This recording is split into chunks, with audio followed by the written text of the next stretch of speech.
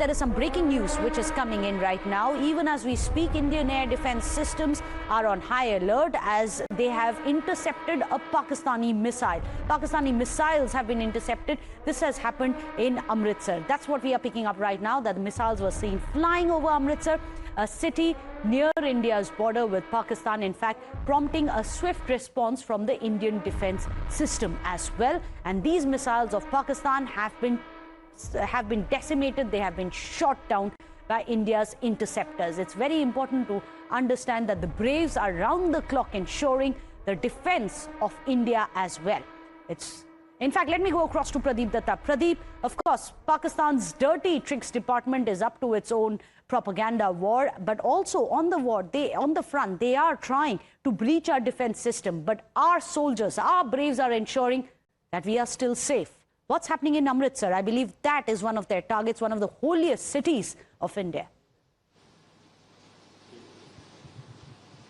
Yes, Meghna, you're absolutely right. In fact, India's offensive-defensive policy seems to be working. When I'm saying offensive policy, everybody knows that how Operation Sindoor, not a single missile was intercepted by Pakistan. In 25 minutes, India fired 24 missiles. They were able to decimate 9 terror deaths and 70 terrorists were eliminated. And see what Pakistan tried to do. India very well knew that 24 to 36 hours are going to be very critical. They were on high alert. And this air defense system acted as Suraksha Kavach. Pakistan tried to target holy city of Amritsar. They fired 2 missiles, but both the missiles were intercepted by air defense system, and finally those missiles were decimated and demolished.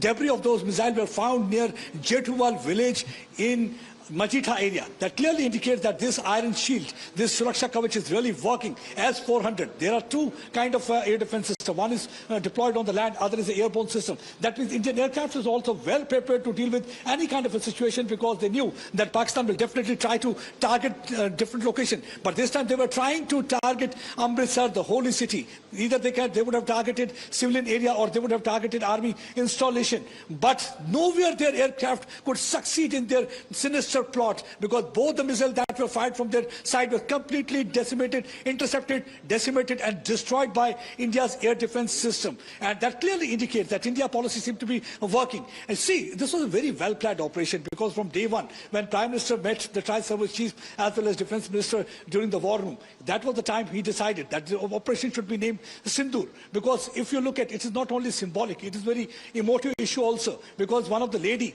whose husband was killed in front of our eyes, she said that I told terrorists, why you are killing my husband? After killing my husband, why you have left me? You should kill me too. He said that you should go and tell Modi that what really we have done to all of you. See what Prime Minister Modi did.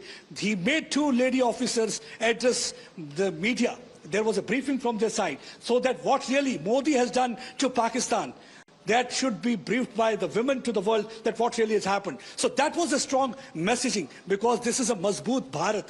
If deep state is not dealing with any sheep state, this is a Mazboot Bharat, and Mazboot Bharat has already given a strong response. They are not going to bow down, but they are going to go after terror-related activities. And this time they decided to demolish and decimate fountainhead of terror. And they struck in the heartland, that is Lahore. Absolutely. Something that has completely humiliated Pakistan because they never thought that this is going to happen, because if we talk about Lahore, Lahore is properly entrenched, it's properly guarded, there are several army headquarters. They never thought that India will ever be able to hit any of the terror targets there. That's one of the reasons that most of these terror assets like Hafiz Saeed or Masood Azhar were putting up in that area. But this time what they did, Muridke was completely demolished. This is the same area where actually 26/11 attack was planned, where 166 people died and more than 300 were injured. This is the same place where Ajmal Kasab as well as David Coleman Hadley and many others got training. This is the same place from where they used to plan several terror-related activities against India, and even the Pahalgam was planned. So finally, Pahalgam massacre has been avenged, and we have seen that how Pakistan is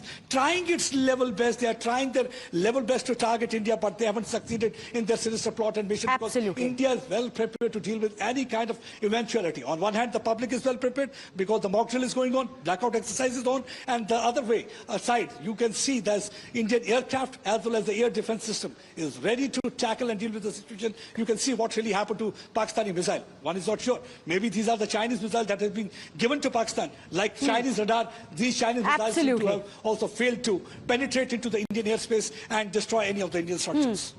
Well, in fact, let me go across to Priyank Tripathi. He's joining us from very close to the LOC for strategic reasons, safety reasons. We are not going to reveal his location, but we are also joined on the show by Col Rajeev Agarwal. He's a senior research consultant at Chintan Research Foundation. Also, Manan Bhatt joins us, a Navy veteran. Abhijit Iyer Mitra, a senior fellow with the IPCS, is also here on our show. But Priyank, I'm going to come to you first. You must explain to us, because you have been in these areas which has seen active shelling as well, the preparedness on the ground, the sirens, the bunkers. Give us a lowdown on how India is ensuring that civil defense is also going to be one of the shields that we put up.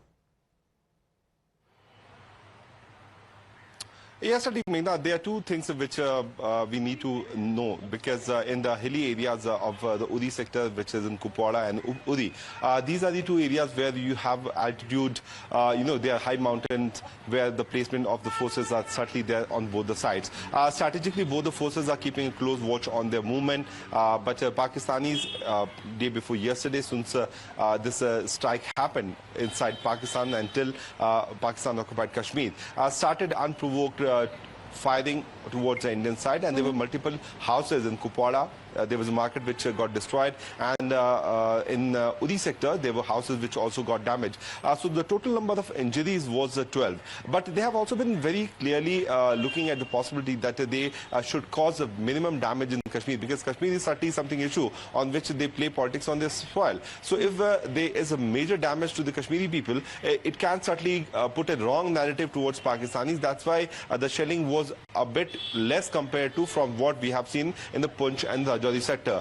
While in the Rajouri sector and the Punch sector, they have been a mixed population where the Hindus, Sikhs and Muslim, all the three communities stay very peacefully, and taking advantage of the altitude, they have fired multiple missiles and launchers from this side, which has caused major damage. Just a short while back, we got confirmation, although the visuals were viral on social media platform, that in the Jaish-e-Mohammed village, which is 30 kilometers away from Pakistan towards the Amritsar side, there was a missile which does not have any mention of any kind of make.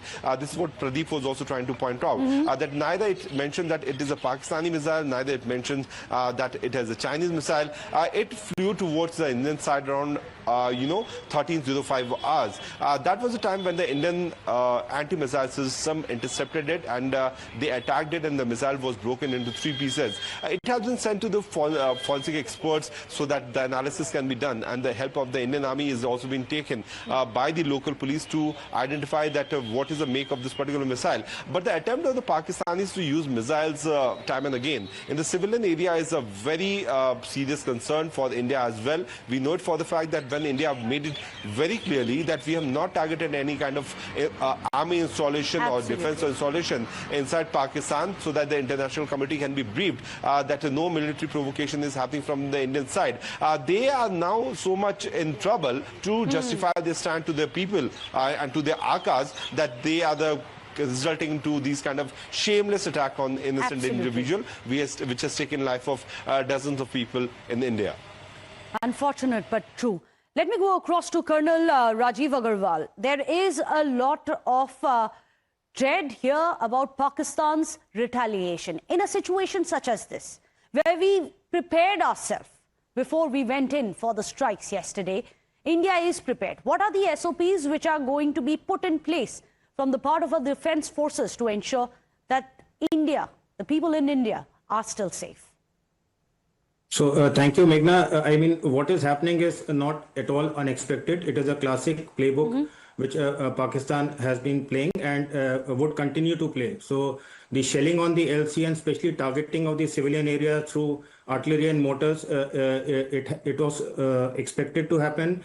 And you would recall that in the last 12 to 14 days before Operation Sindoor took shape, a number of civilians from the vulnerable areas in the line of control were shifted out, and that is why, although we have suffered a casualty, the number of casualties is much lower than what would have happened had we not taken these steps. Absolutely. The missile having been intercepted is a very, very positive development, because it shows that the modern air defense missiles, anti-missile systems that we have bought are effective. And like your colleague said, they are acting as, the Iron Dome system for India. And there are two things. One is, on one scale, the air defense systems of India have become modernized by a lot of notches in terms of technology and in terms of depth and accuracy.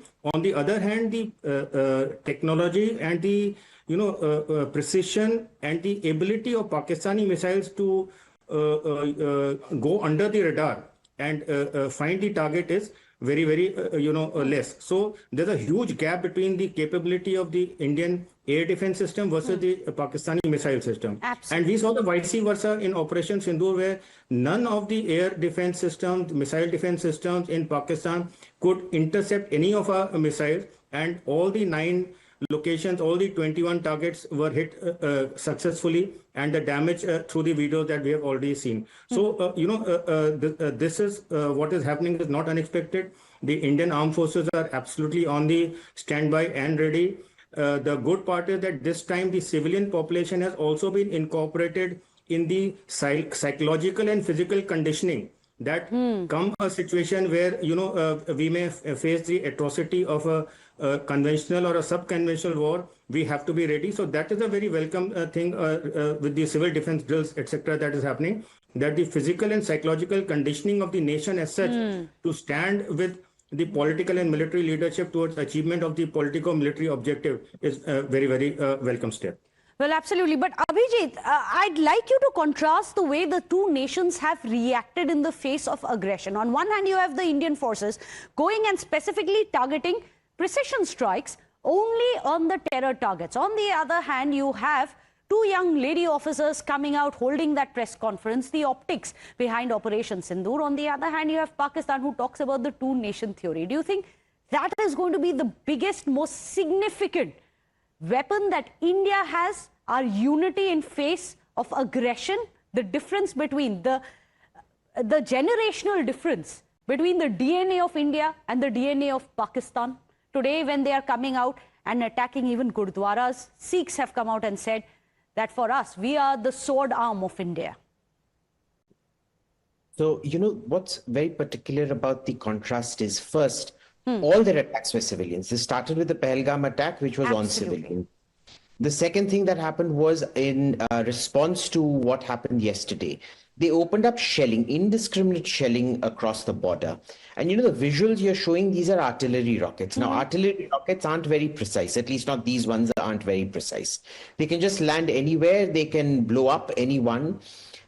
They also said, mind you, that, they weren't planning an escalation. But an artillery rocket is a very significant escalation, especially on the international border, where, you restrict yourself to caliber for caliber. So if they use 80 mm mortars, we will use 80 mm mortars.